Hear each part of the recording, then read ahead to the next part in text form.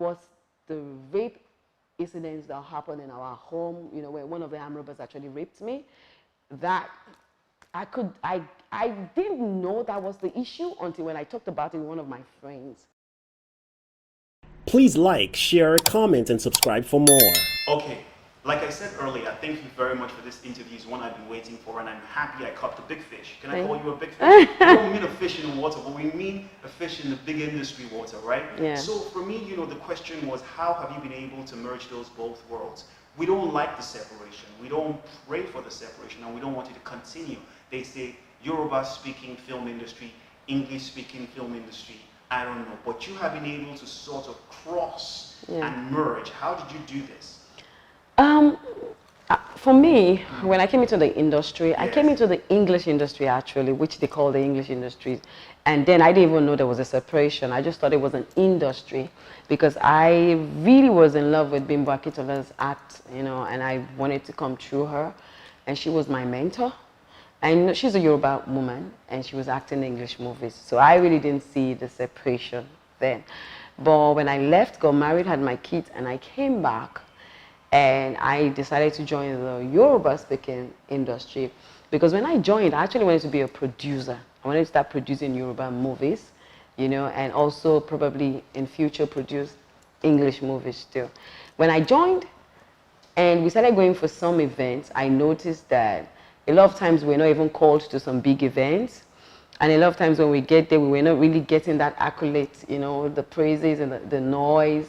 There was so much hype with the English industry and so much looked down on the Yoruba industry. And sometimes when I go out and I'm speaking English and people are like, oh, wow, she understands English. And I'm like, excuse me, that's my original language. English is a borrowed language, but we don't have a choice. We have to speak it because we have so many languages in Nigeria, and then the only common language is English, but that doesn't make it superior. Your language is your original. That is who you represent. And it was a bit painful then because I really did not understand it. And I noticed that they classified us as probably the D class. You know, and I said to myself, Iyabo, this isn't going to work. We need to step up our game. We need to do something about it.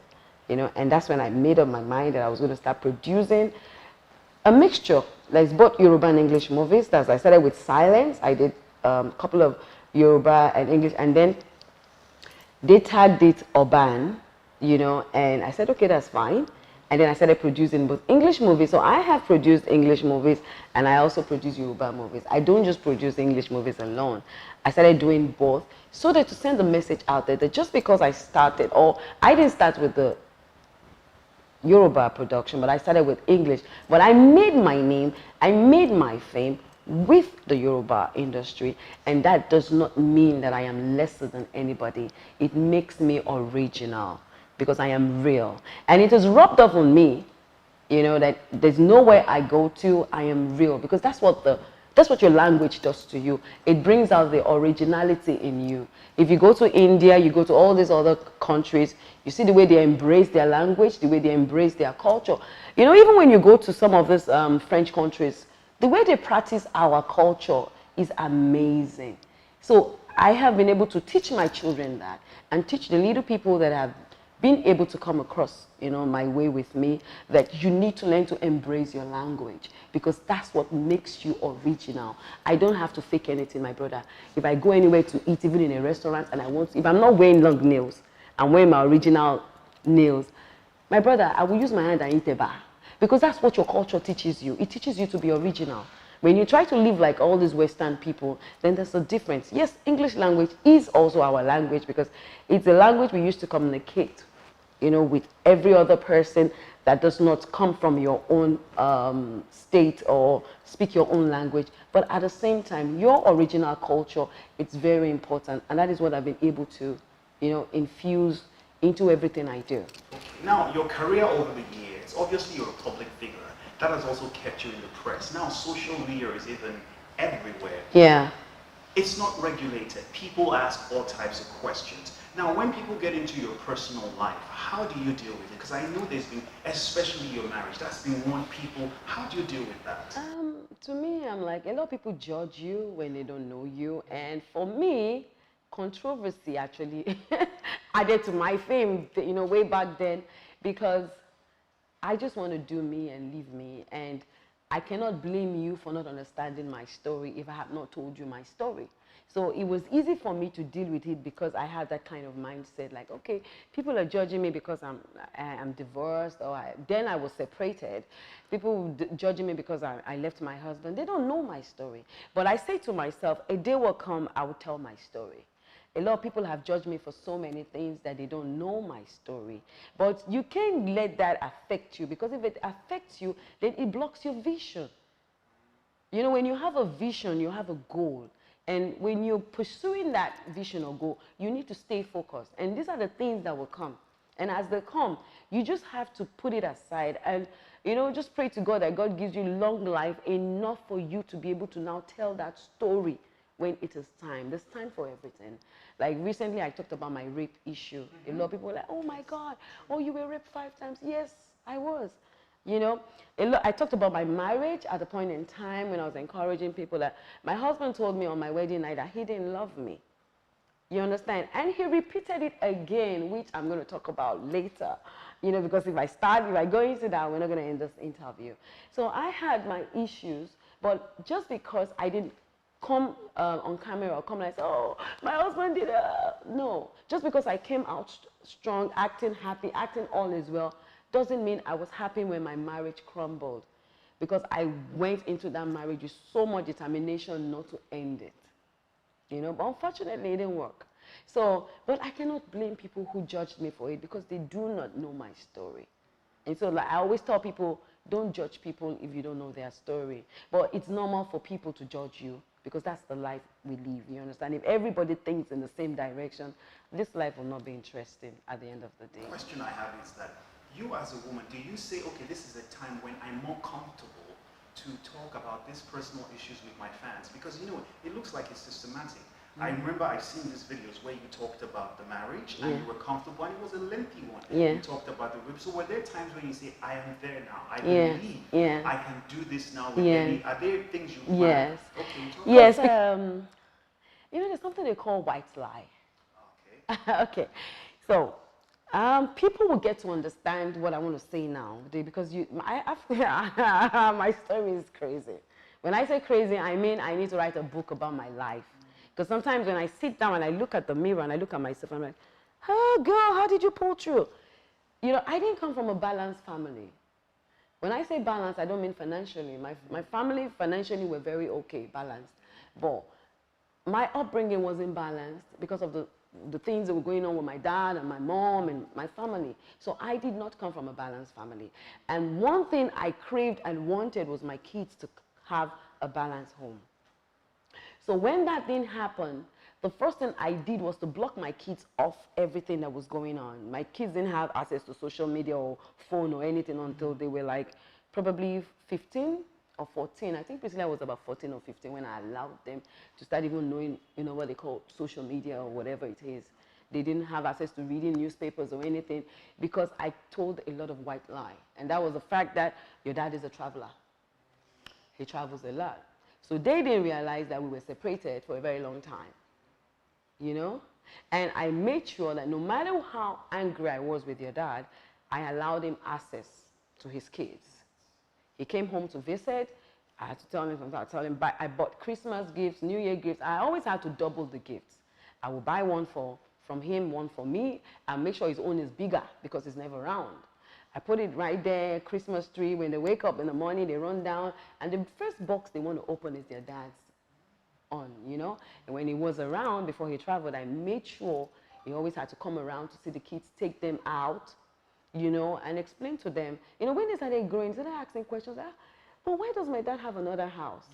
Then I'm like, your dad is very close to his office, you know, so it's easy for him. I did that because I wanted my kids to have this balanced life. I wanted them to be able to be in class, in school, And then their friends are talking about their mom and dad, and they can also talk about their mom and dad. So whenever he comes home to visit, I act very cool with him.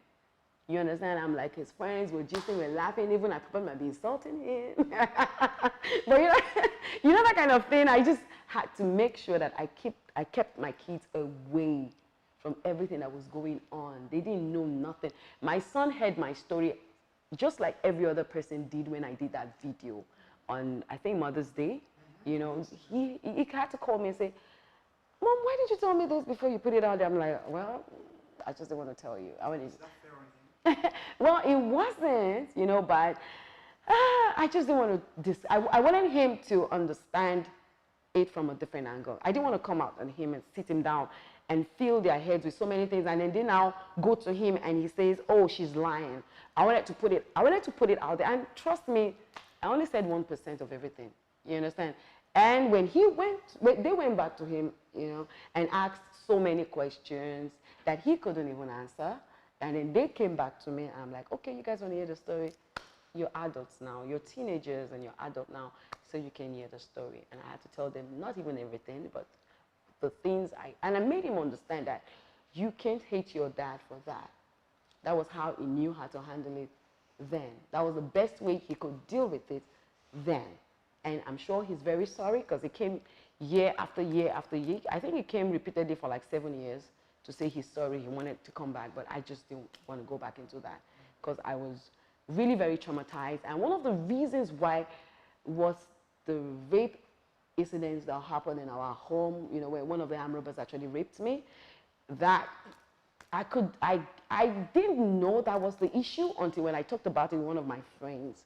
And I found out that, okay, I think this is one of the reasons why, because I'm a very forgiving person, but I found it very hard to forgive him at that time. Now I have forgiven him, but at that time I could not. I could deal with any other person, but I could not deal with him because he kind of blamed me for it, you know. So that really, you know, packed everything up together, and I was like, no, I'm not going back to this marriage. So even sometimes he had to go through the kids, like, tell your mom I want to come home, tell your mom she should come home, and I was just telling the kids, you know, don't mind your dad, he's joking, he's not serious, you know. I really tried to take that away from them, and it worked. Because until my daughter was 15, that was when she realized, she said, Mom, do you know, I never realized your dad was actually really separated. How did you pull that? And I was like, well, I had to do that. Not because I wanted to lie to you guys, but because I didn't want you guys worrying about us. I didn't want you guys feeling lesser than your mate. Because I did feel that way when I was in school, when my mates were talking about their dad and their mom, and I knew my mom and dad were not together. So I actually used to feel a kind of way, you know. And because my mom was gone for so long, I actually thought she didn't want me or she didn't love me, you know. And we made up much later, and she lived with me, you know, and I love her to death, even though she's late now. But then, initially, I was angry. My brothers were angry. We were all angry at her because we didn't understand, you know, and I didn't want that for my kids. So that was the picture. That was the picture for me then, you know.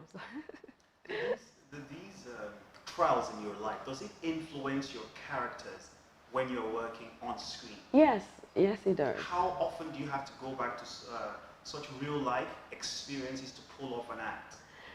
I remember there was a Yoruba movie I was working on, then it was owned by Mukere, Babadari Juwon, and the movie, I had 2 kids, we were suffering, I had to sell pure water, and trust me, there was a particular scene that I was crying so much, and even after I'd finished my lines and they said cut, I was still crying. We had to close the production for that day because I was in a very bad state, you know, because it took me I mean, now I can talk about it and not cry, and that's one of the reasons why I could not say much about my life then, because I was not there. Thank you for watching. Please like, share, comment, and subscribe for more.